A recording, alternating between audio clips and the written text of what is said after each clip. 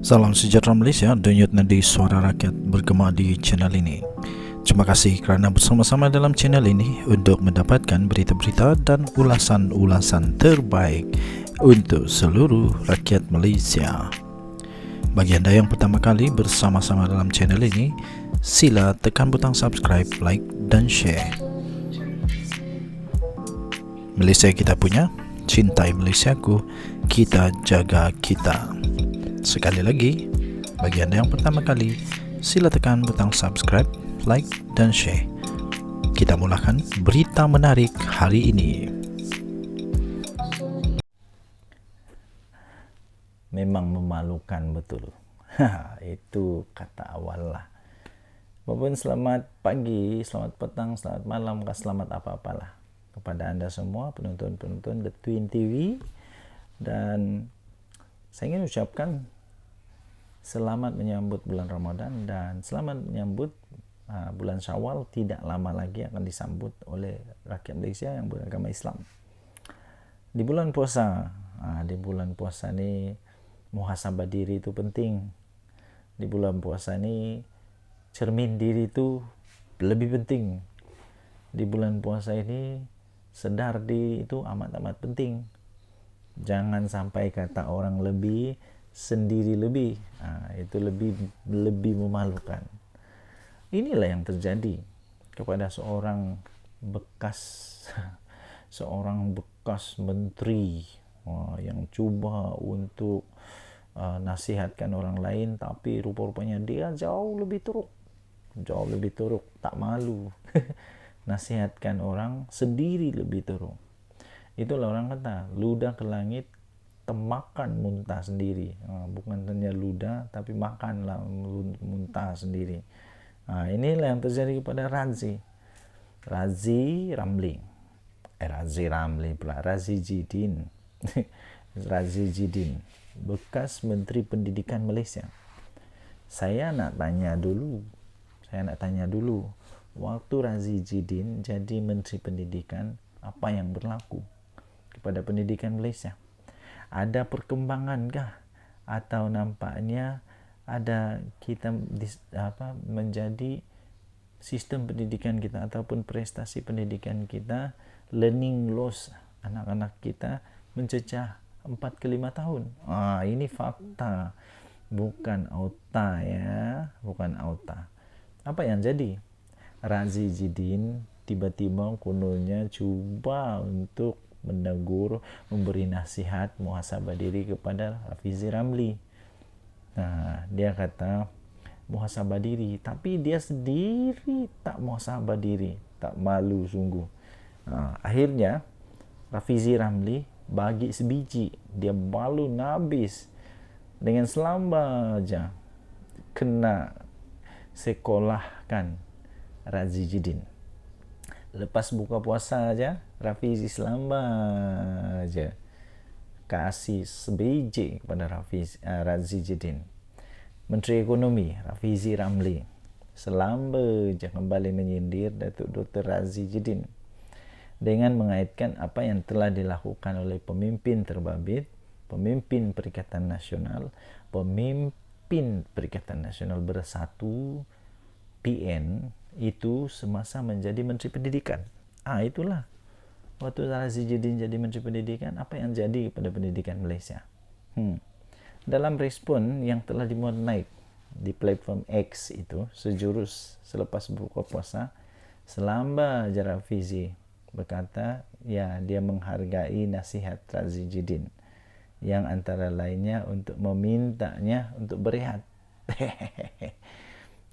Jadi Rafizi Ramli kata, terima kasih atas nasihat, saya terima dengan terbuka, gitu. Kemudian yang bestnya dia kata apa? Lagipun ini bulan Ramadan, memang bulan untuk muhasabah. YB ada muhasabah tak? Razi Jidin ada muhasabah diri tak semasa jadi YB jadi Menteri Pendidikan? Ketika jadi Menteri Pendidikan dulu, Razi Jidin ada muhasabah. Sekarang Razi Jidin tolong jawab, betulkah prestasi pendidikan pada ketika Razi Jidin jadi Menteri Pendidikan, bukan menaik tapi menurun. Bukan menaik tapi menurun. Prestasi pendidikan waktu itu jatuh merundum sehingga berapa? Learning loss anak-anak mencecah 4 hingga 5 tahun. Betul kah Razi Jidin? Kalau tak betul, lawan balik revisi. Kalau betul, cermin diri dulu. Cermin diri dulu. Maknanya, kata Rafizi, bagi murid yang umur dia sekarang 10 ke 11 tahun, jika dibandingkan dengan Singapura, murid kita ketinggalan 4 hingga 5 tahun ke belakang. Wah, teruknya. Razi Jidin buat apa waktu itu? Kemudian dia kata, Rafizi Ramli kata, ini tanggung jawab yang telah saudara sia-siakan dan kesannya kepada jutaan anak-anak. Muhasabahlah, insaf sedikit dengan semuanya yang sudah dicatatkan. Kata Rafizi semalam, beserta fakta, bukan hanya persepsi. Mungkin Razi Jidin lupa, tapi rakyat tak lupa. Mungkin Razi Jidin ingat rakyat tak tahu, tapi rakyat tahu, rakyat bijak-bijak.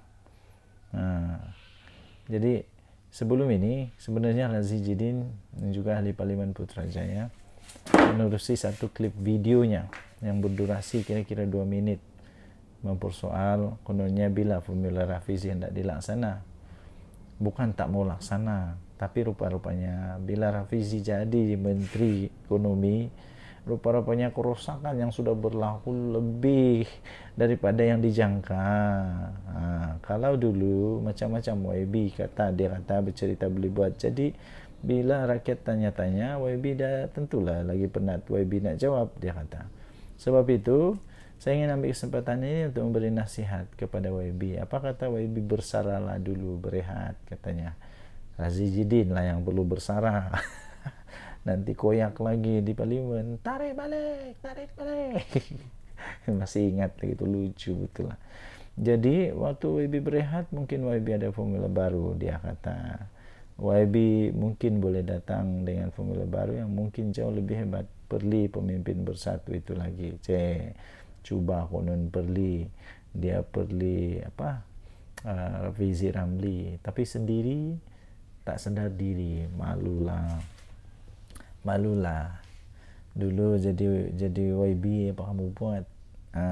Jadi sekarang betulkah Razi Jidin waktu dia jadi Menteri Pendidikan, learning loss kita dibanding dengan Singapura, kita sudah mencecah 4 ke 5 tahun ketinggalan. Siapa yang rugi? Itulah yang berlaku. Jadi tak tahu mana kebenaran dia. Adakah Rafizi Ramli yang benar atau Razi Jidin? Tapi menurut Rafizi ini fakta. Ini fakta. Jadi muhasabahlah, insaflah. Tak payahlah nak sindir-sindir orang. Sindir diri sendiri dulu. Pergi tengok dulu di cermin, tengok di muka di cermin, handsome tak handsome, buruk tak buruk. Kalau handsome okey. Kalau tak handsome, tak caplah jadi handsome. Dan nanti Suara Rakyat bergema di channel ini. Jangan lupa tekan butang subscribe, like dan share. Malaysia kita punya, cintai Malaysia aku, kita jaga kita. Bye-bye.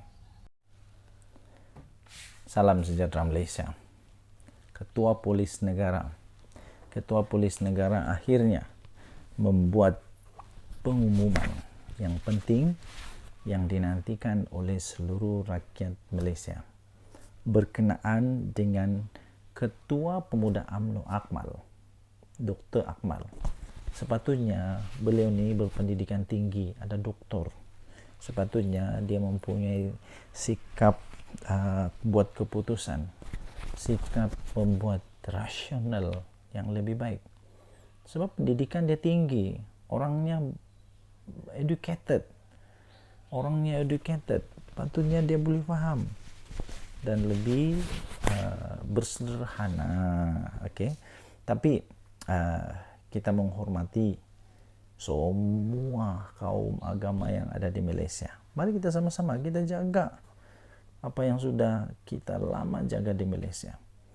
Akhirnya Ketua Polis Negara mengumumkan perkara yang dinanti-nantikan oleh rakyat Malaysia. Tapi ini mungkin tidak gembira untuk Dr. Akmal dan pastinya pun tidak gembira juga untuk UMNO secara umumnya. Kerana apa? Kerana Dr. Akmal itu kan ketua pemuda UMNO. Okey, jadi pengumumannya, polis terima 2 laporan tentang tindakan dan ucapan ketua pemuda UMNO. Polis Diraja Malaysia, PDRM, telah pun mengesahkan telah menerima 2 laporan berkaitan ucapan dan tindakan Ketua Pemuda UMNO Dr. Muhammad Akmal Saleh berhubung isu stalking tertera kalimah Allah yang dijual di kedai serba nikah Kekemat. Ketua Polis Negara Tan Sri Razaruddin Hussein berkata kes itu disiasat di bawah Seksyen 4-1 Akta Hasutan 1948 dan Seksyen 233 Akta Komunikasi dan Multimedia 1998. Beliau berkata siasatan telah dijalankan ke atas beliau, yaitu Muhammad Akmal, dan kertas siasatan itu akan dirujuk ke pejabat peguam negara setelah semua tindakan melengkapkan siasatan tersebut diambil. Katanya menerusi satu kenyataan sebentar tadi. Dalam kenyataan yang sama, Ketua Polis Negara itu juga terus menasihatkan orang ramai agar tidak membangkitkan isu berkaitan stalking yang tertera kalimah Allah itu, memandangkan mereka yang terlibat telah pun dituduh dan proses keadilan akan ditentukan oleh mahkamah. Jadi kita jangan mengambil tindakan sendiri seperti tindakan-tindakan beberapa pihak yang nampaknya cuba untuk bertindak sendiri sehingga menimbulkan ketakutan, rasa tidak selamat, mungkin boleh membangkitkan perpecahan. Jangan buat itu. Kita ada mahkamah, kita ada perundangan negara Malaysia, kita ada cukup perundangan terbaik di dunia. Jadi jangan hancurkan hidup Anda dengan membuat tindakan yang akhirnya merosakkan hidup sendiri. Lebih baik bertenang, bersabar, bertoleransi, berfikir dengan wajar tanpa membuat sebarang keputusan tindakan yang menghancur hidup Anda dan keluarga Anda. Biar mahkamah yang buat keputusan. Kenapa? Kerana mahkamah sudah pun mendakwa mereka yang terlibat. Jadi kita berikan keyakinan kepada mahkamah untuk membuat keputusan. Kalau kita tidak boleh lagi percaya kepada mahkamah, habis siapa lagi yang kamu percaya? Di dunia ini, satu-satunya tempat yang terbaik yang perlu untuk dipercayai untuk menegakkan keadilan adalah mahkamah. Jadi biar mahkamah yang tentukan. Pagi tadi, Akmal yang juga Exco Kemajuan Desa, Pertanian dan Keterjaminan Makanan untuk Negeri Melaka mengesahkan dirinya telah pun ditahan di Ibu Pejabat Daerah Kota Kinabalu. Harap-harap Dr. Akmal datang ke Sabah taklah membawa pandangan ekstrim, keanjaran ekstrim dia.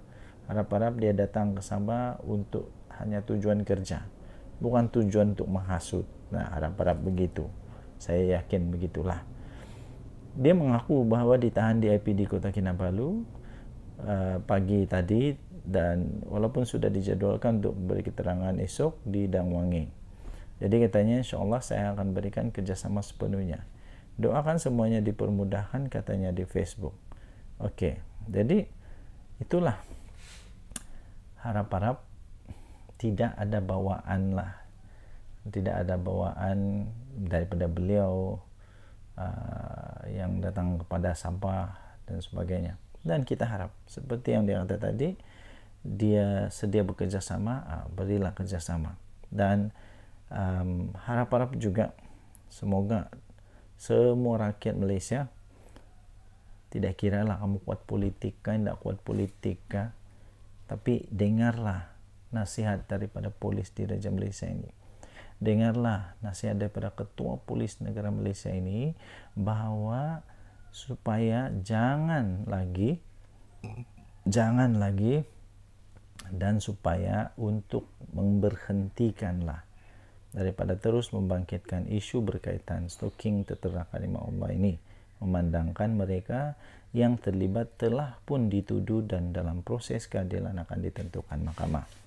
Seperti yang kita tahu, orang yang bertanggung jawab sudah pun berjumpa dengan Agung untuk memohon sembah ampun kepada Agung, dan banyak lagi tindakan-tindakan yang lain. Jadi kita harap semoga kita rakyat Malaysia dapat bersabar, bertenang, terutama di bulan Ramadan ini banyakkan bersabar. Sia-sia nanti puasa kalau cepat marah, kuat marah, selalu marah, nanti kurang pahala, tak elok juga kan. Okey, jadi kita sama-sama menyerahkan semua ini ke dalam undang-undang negara Malaysia. Saya percaya keadilan tetap akan ditegakkan. Saya percaya apapun terjadi, akhirnya kebenaran tetap akan menang. Dan ya pasti, untuk pengajaran kepada siapapun Anda, besar manapun kuasa kah, pangkat kah, darjat kah, jangan lagi buat perkara seperti ini. Jangan lagi timbulkan perkara-perkara yang boleh menjadikan ketegangan kaum dan agama di Malaysia. Jadi semua bos-bos, peniaga-peniaga, jangan lagi buat perkara begini. Tidak kira lah apa agama, jangan buat lagi. Kita hormati keharmonian yang sudah terbentuk di negara Malaysia sejak sekian lama. Denyut Nadi, Suara Rakyat, bergema di channel ini. Bye-bye. Salam sejahtera Malaysia. Denyut Nadi, Suara Rakyat, bergema di channel ini. Yang menjadi hangat seluruh Malaysia ini sekarang, salah satunya cerita tentang Akmal lah, ketua orang besar berpangkat, berpengaruh di dalam UMNO. Tiba-tiba ada satu berita yang baru saja saya terima sebentar tadi.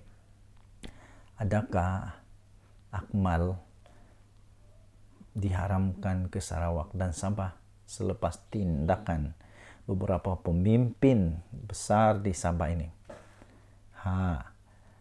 Aktivis akhirnya bersuara. Aktivis akhirnya mengeluarkan pendapat mereka, pandangan, permintaan mereka. Aktivis menuntut supaya Akmal dan 4 lagi yang lain terus diharamkan ke Sabah dan ke Sarawak. Aktivis politik dari Sarawak dan Sabah mahu Ketua Pemuda UMNO Dr. Muhammad Akmal Saleh dan 4 yang lain yang didakwa mereka sebagai dalang di dalam ketegangan kaum dan agama serta perselisihan sosial di negara ini, supaya terus dilarang, diharamkan, tidak dibenarkan daripada memasuki kedua-dua negeri di Borneo itu, yaitu negeri Sabah dan Sarawak. Sebelum itu saya ingin terangkan, negeri Sabah dan Sarawak adalah negeri yang cukup harmoni, berbilang kaum, hormat menghormati, toleransi, dan kami tidak ekstrim dalam apa-apapun keadaan. Dalam agama kami tidak ekstrim, dalam dalam bangsa, suku, kaum kami tidak ekstrim. Kami sentiasa boleh toleransi, kami menghormati, sebab itu di Sabah adalah negeri, Sabah dan Sarawak, negeri yang cukup harmoni. Kami boleh sambut apa saja perayaan kami, agama kami kah, suku kami kah, dengan toleransi. Sebab itu kami tolak yang ekstrim. Kalau mau bawa yang ekstrim, jangan datang Sabah, jangan datang Sarawak. Kami tidak terima orang-orang yang ekstrim di Sabah dan Sarawak. Dalam satu kenyataan bersama, Persatuan Aspirasi Rakyat Sarawak atau SAPA dan Sabah Defenders of Essential Land atau MOPOD menggesa Sarawak melarang beberapa individu daripada memasuki wilayah Sarawak. Mereka termasuk ada 4 orang lagi ya. Saya ingin kongsi kepada Anda, ada 4 orang lagi yang mahu yang aktivis-aktivis ini mahu supaya terus diharamkan, tidak dibenarkan, dilarang untuk masuk ke Sabah dan Sarawak. Mereka termasuk penceramah dan pendakwa bebas Muhammad Ridwan T. Abdullah. Kedua, Firdaus Wong. Ketiga, Muhammad Zamri Vinod Kalimutu. Keempat, Syakir Nasoha. Dan kelima, Ketua Pemuda UMNO Dr. Muhammad Akmal Saleh. Inilah nama-nama yang mereka mahu supaya diharamkan, dilarang, tidak dibenarkan sampai bila-bila masuk ke wilayah Sabah dan wilayah Sarawak. Saya ulang lagi, mereka ialah yang pertama Muhammad Ridwan T. Abdullah, Firdaus Wong, Muhammad Zamri Vinod Kalimutu, Syakir Nasoha, dan Ketua Pemuda UMNO Dr. Muhammad Akmal Saleh. Yang lain saya tak pasti kenapa, Ridwan T. Abdullah tak pasti kenapa, Firdaus Wong tak pasti kenapa, Zamri Vinod ini pun tak pasti sangat kenapa, dan Syakir Nasoha saya tak kenal. Kemudian apa lagi? Senarai hitam, mereka kata senarai hitamkan immigration yang dicadang, senarai hitam immigration yang dicadangkan mesti termasuk individu yang mencetuskan protes dan boikot yang didorong oleh sikap yang tidak boleh bertolak ansur antara kaum dan agama, sehingga itu menimbulkan ketakutan dan menimbulkan rasa tidak selamat, menimbulkan dan menggalakkan sikap berpecah belah di negara Malaysia. Katanya, kata salah seorang yang mahu perkara itu berlaku, iaitu wakil daripada Mopot, Atama Katama. Beliau berkata gesaan ini bertujuan untuk melindungi Sarawak dan Sabah daripada potensi gangguan dan risiko kepada perpaduan sosial. Kata Ketua Publicity dan Penerangan SAPA, iaitu Peter John Ajaban, dan Wakil Mopot Atama Katama.